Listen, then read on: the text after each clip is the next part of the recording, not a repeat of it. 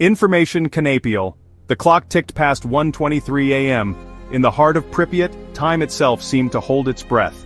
The city, once alive with laughter and the hum of daily life, was now suspended in a moment of unimaginable consequence.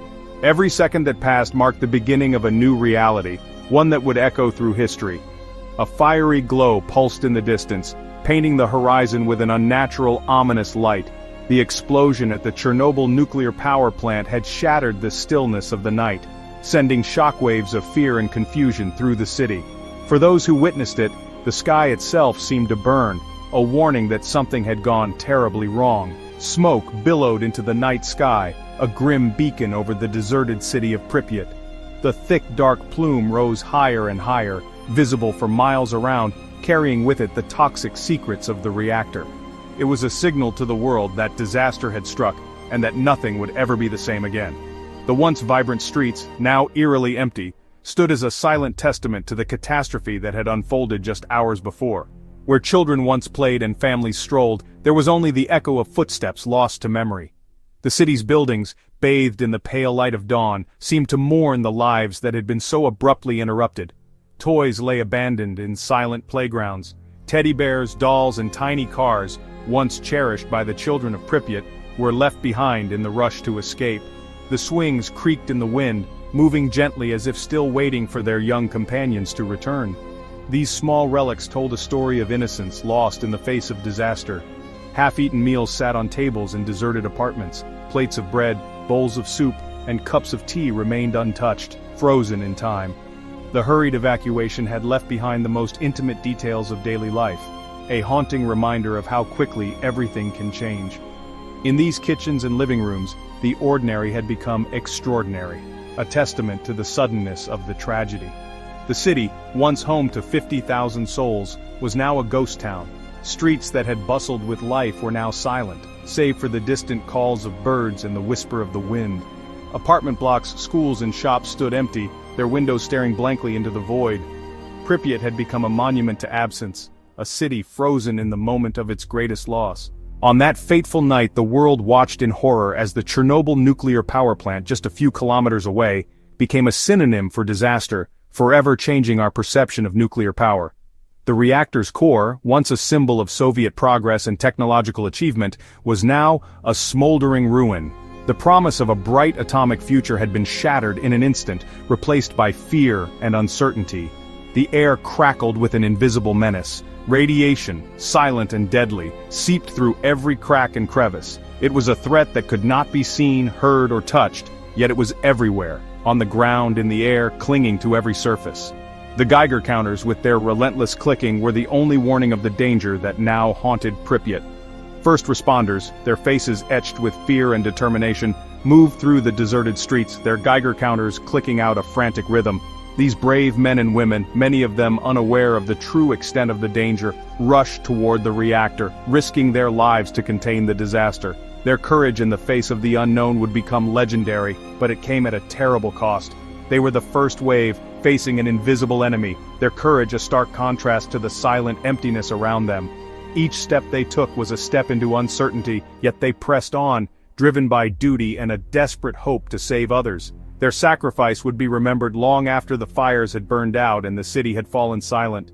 The world held its breath, watching the horrifying spectacle unfold, the true scale of the disaster still unknown. News of the explosion spread slowly at first, shrouded in secrecy and confusion. But as images of the burning reactor and the empty city reached living rooms across the globe, a sense of dread settled over millions. People everywhere wondered, could this happen to us? This was Chernobyl, a stark reminder of the devastating power of the atom, unleashed. The exclusion zone, marked by warning signs and barbed wire, became a symbol of both human ambition and human error. The Ferris wheel, once a beacon of joy, now stood motionless against the skyline, a silent witness to the tragedy.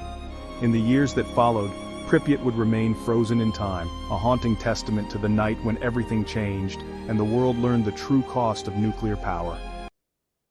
At the heart of the Chernobyl disaster lay the RBMK-1000 reactor, a colossal feat of Soviet engineering that, on the surface, represented the pinnacle of technological ambition. This reactor was designed to power entire cities, to showcase the might and progress of the Soviet Union.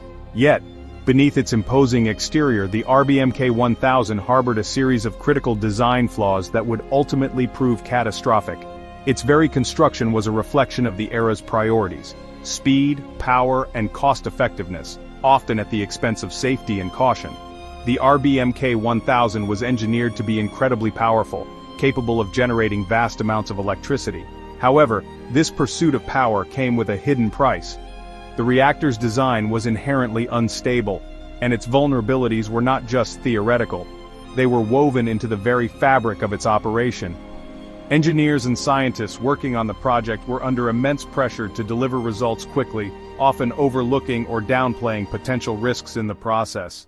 One of the most glaring differences between the RBMK-1000 and its Western counterparts was the absence of a robust containment structure. In Western designs, thick concrete domes encased the reactor core, serving as a final barrier against the release of radioactive material in the event of an accident. The Soviet reactor, by contrast, was left exposed, with only minimal shielding. This omission was not a mere oversight, it was a calculated decision to save on construction costs and to allow for easier access during maintenance and refueling. The consequences of this decision would be devastating. When disaster struck, there was nothing to contain the explosion or the deadly radioactive materials that spewed into the atmosphere. The lack of a containment structure turned what could have been a localized incident into a global catastrophe, affecting millions of lives and contaminating vast swaths of land for generations. At the core of the RBMK-1000 was a labyrinth of graphite blocks and fuel channels, a design that was both innovative and perilous. The graphite served as a moderator, slowing down neutrons to sustain the nuclear reaction. But this arrangement also made the reactor exceptionally large and difficult to control. The sheer size of the core, combined with its complex internal structure, created numerous opportunities for things to go wrong. Perhaps the most dangerous aspect of the RBMK-1000's design was its positive void coefficient. In nuclear engineering, this term refers to how the reactor responds to changes in steam within the core. In the RBMK, a sudden drop in water pressure, such as from a steam leak, would actually increase the reactor's power output rather than decrease it. This counterintuitive response made the reactor highly unstable under certain conditions, especially during low-power operations or emergencies. In practical terms, this meant that if a steam leak or sudden drop in coolant occurred, the reactor could experience a rapid and uncontrollable surge in power. Instead of shutting down safely, the RBMK-1000 could spiral out of control in a matter of seconds. This flaw was not widely understood, even among many of the engineers and operators tasked with running the plant. This dangerous characteristic, hidden deep within the reactor's design, was a ticking time bomb. The people responsible for operating the plant were often unaware of just how precarious their situation truly was. The combination of a flawed reactor, insufficient training, and a culture that discouraged questioning authority created the perfect conditions for disaster. The engineers and designers of the RBMK-1000 had made a fateful choice.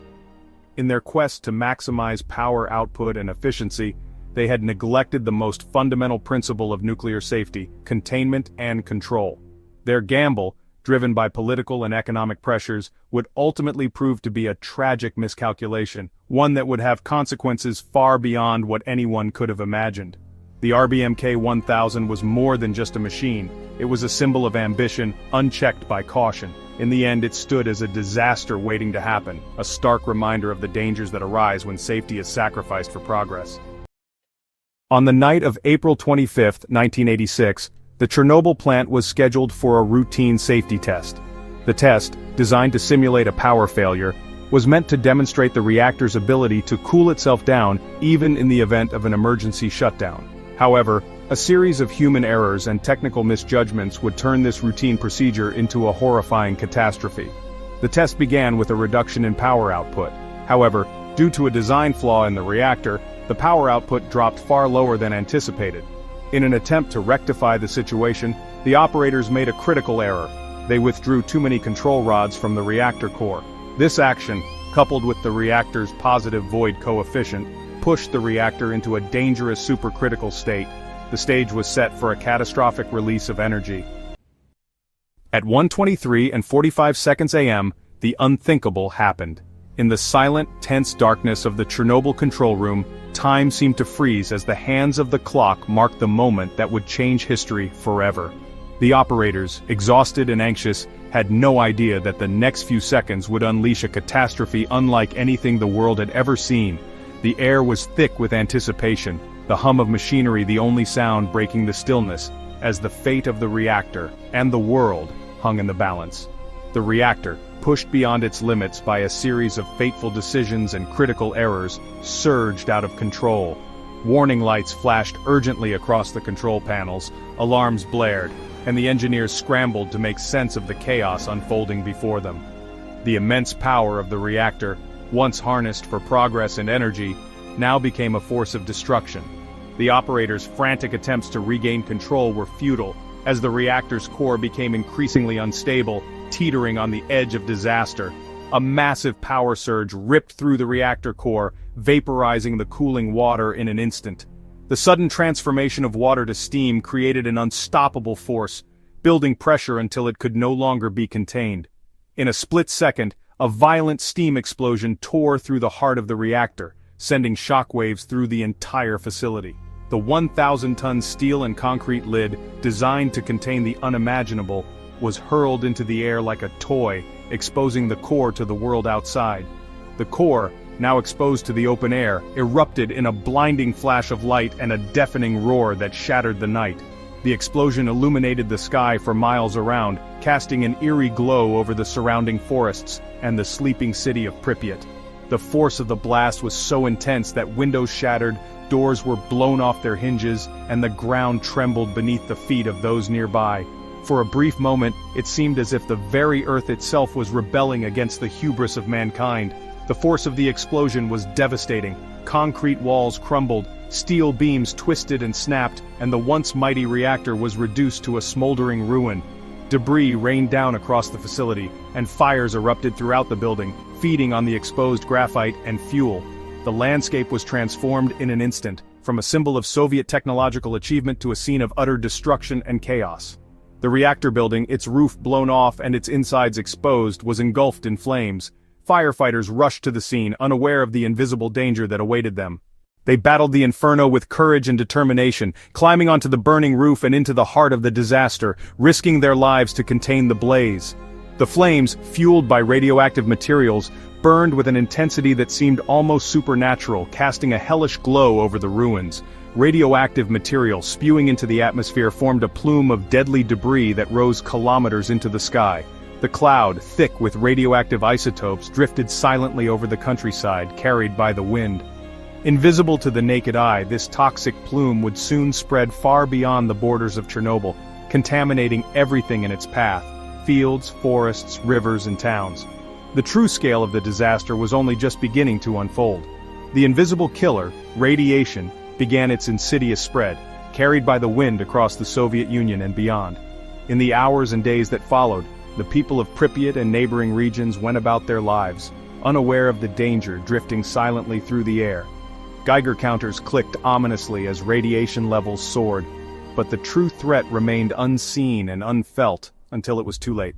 The landscape, once vibrant and full of life, became a silent witness to the unfolding tragedy, marked only by warning signs and the haunting emptiness of abandoned streets.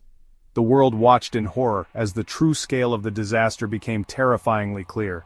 News of the explosion and the radioactive fallout spread rapidly, first through whispers and rumors, then through official broadcasts and international headlines. Families gathered around televisions, their faces etched with fear and disbelief, as the enormity of the catastrophe was revealed. The sense of shock and helplessness was palpable, as people everywhere struggled to comprehend the magnitude of what had happened. Chernobyl was no longer just a Soviet problem, it was a global crisis. The radioactive cloud crossed borders and oceans, prompting emergency meetings among world leaders and sparking debates about nuclear safety and the future of atomic energy. Countries across Europe and beyond monitored radiation levels, issued warnings, and prepared for the worst. The disaster at Chernobyl became a stark reminder of the dangers of nuclear power, and its legacy would shape the world's understanding of risk, responsibility, and the fragile balance between progress and catastrophe for generations to come. Don't forget to support me and subscribe to my channel, like and share so that this content reaches more people. Thank you.